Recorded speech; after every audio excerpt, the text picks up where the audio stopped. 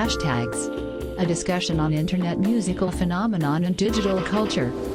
In this episode, we visit Durban, South Africa, and explore its latest musical movement, Gqom.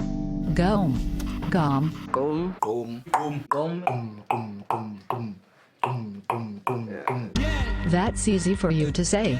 We will be discovering what Gqom is and finding out where it's going next with pioneers and innovators, Citizen Boy, Emo-Kid, DJ Lucy Man, DJ Lag, Destruction Boys, Illumination Boys, and Rude Boys member Massive Q. Gqom is basically a sound that comes from the townships from Durban. They were getting along together, celebrating their culture. Our culture, which is the Zululand, Gqom is like house music. It has hip-hop elements, has white elements, it has all electronic sounds and broken beats. It has power. You feel excited, you feel hyper when you're listening to Gqom music. It's a genre on its own. This is the only genre that has its own language in the music.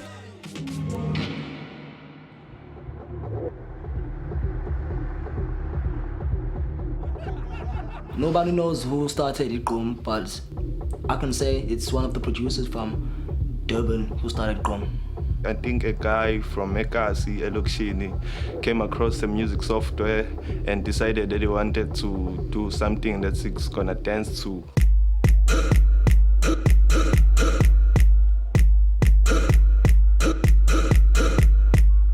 This is always quite an interesting question when you talk about genres of music, because they don't really start, do they? They just sort of evolve out of other things. It's fun to think of it like a little petri dish, and there's this little weird little toxin, this little virus that just suddenly grows in this little petri dish of all the Durban nightclubs and all the Durban sort of community centres and all the taxis.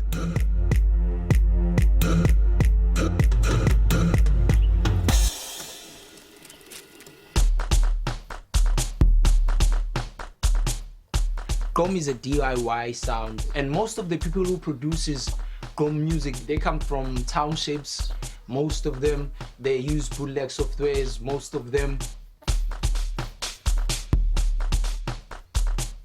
This is our studio, and this is the PC that we use to produce Gqom music. And this is the left speaker, the karaoke. The other one, the other guy just borrowed it. Basically, this is it. This is where the magic happens. This is where we do our thing. A lot of producers who are doing Gqom, they didn't go to school for music, they just did it. So it wasn't actually produced by people who are professional, you know. It's not mastered and it's not mixed. I'm one of the founders of Gqom. I never went to a music school. I just started producing, so I think that's why they don't even play it on radio. They say it's low quality and it's too raw for radio. They've been trying to bury it here in South Africa. Africans who live in South Africa, we've been fed European music. You know, hip-hop, deep house, electronic, soulful house, all that stuff, you know. So our music wasn't given a chance. For them, it's like, it's not that professional, so it's annoying to them. People that at man stays, the stereotype that Gqom is for parties and everything. I think it's the way it started makes people still say, Gqom, that music's garbage or something like that. Strange, eh? But it is a South African sound, but it's very underrated. Yeah. It's just crazy.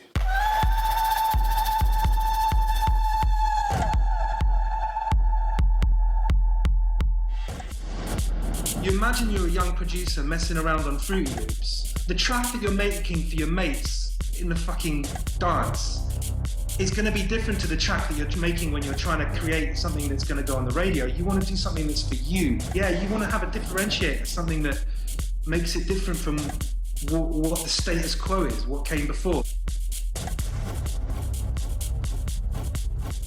This is LMP's kitchen. This is where we cook.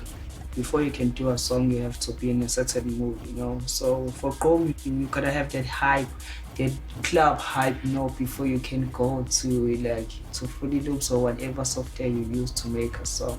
When I'm done with the song, I'll transfer it to my phone here, and then from there I'll upload it on the internet.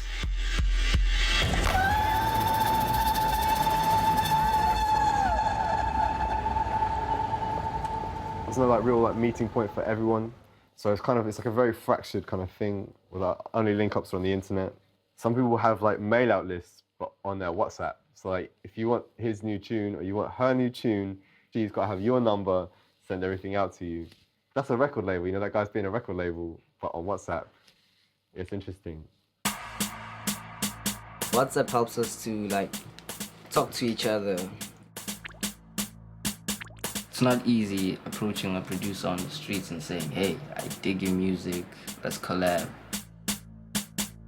Link his number from Facebook and then speak to the guy.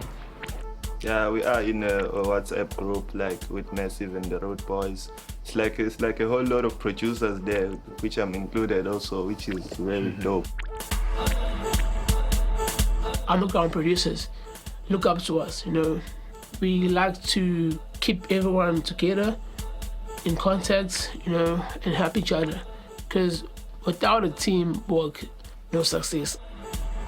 I found a lot of Root Boys tracks just on the internet. A friend of mine, DJ Nino, he put me up onto a site called Kasi MP3, where a lot of people upload their tracks for free downloads. I put my music on Kasi MP3 and all those free websites. Yeah, we get nothing out of it, but at least we get something like a little fame, a little exposure.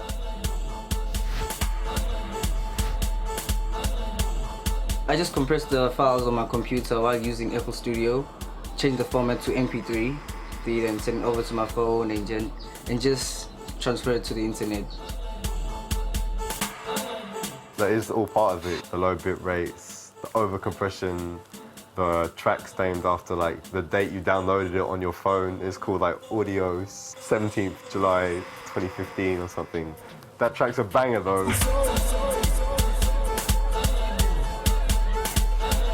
Yeah, it's a weird process. Unconventional.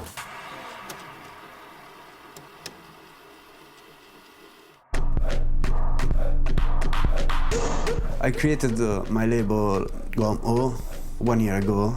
The aim of my record label is to spread the sound of Gqom all around the world, to let them people know the guys that are making this amazing music, because nobody knows.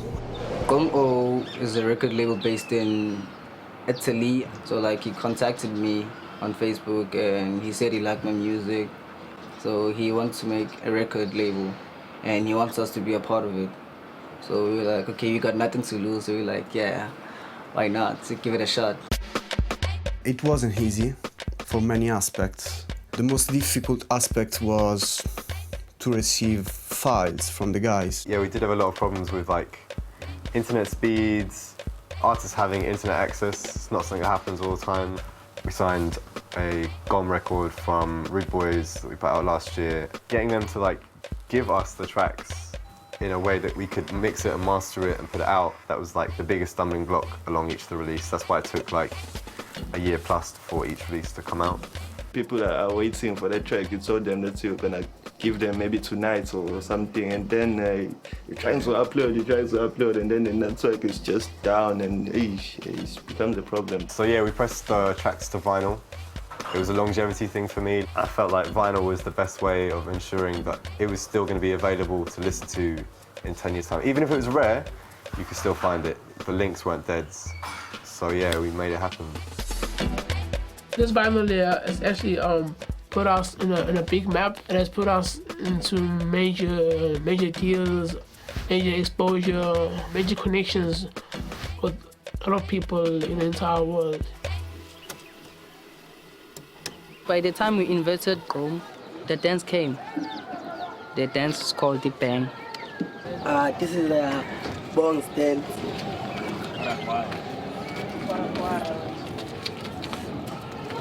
Thank you, that's great.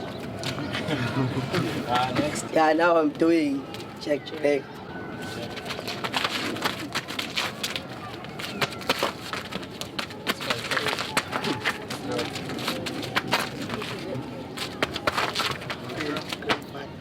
Now I'm gonna Do kick downs.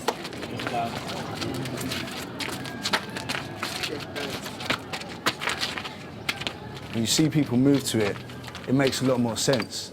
That's why you kind of have to be part of that culture to really be able to create that music. Gqom is the energy that music makes you want to emit, you know? You need to see how people dance when they're playing Gqom music. There's no rule, because they mix it up, they put dab, they nay. They bang. What I wish to see is how they dance now. They in Italy and London. Yeah, I definitely need to how see they that. dance for it.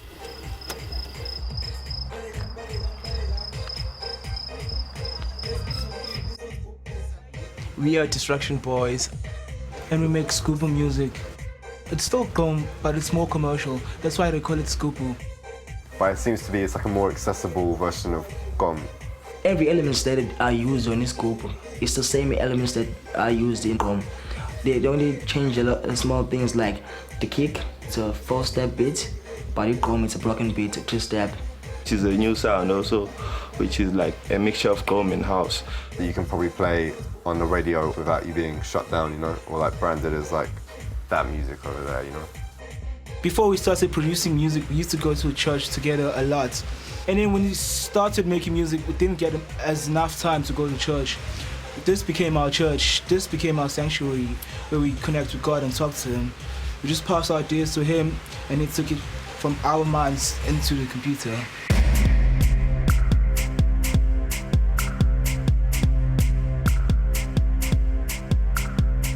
When I see myself on the internet, I feel like so happy. It makes me think that I can go somewhere in life. It's awesome, the power of internet. Now people are listening to my song all around the world.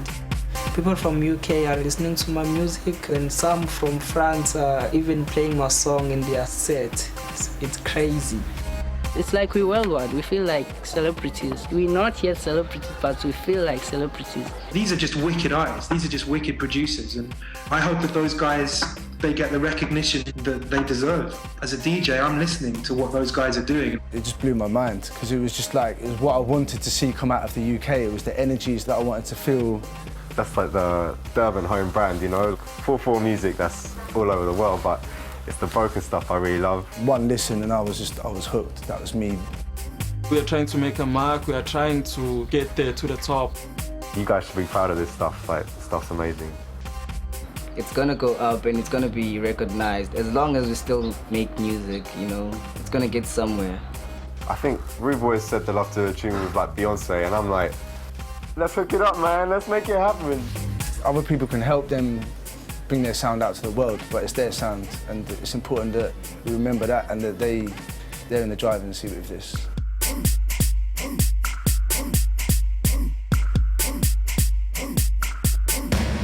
For me, I'm doing it for love.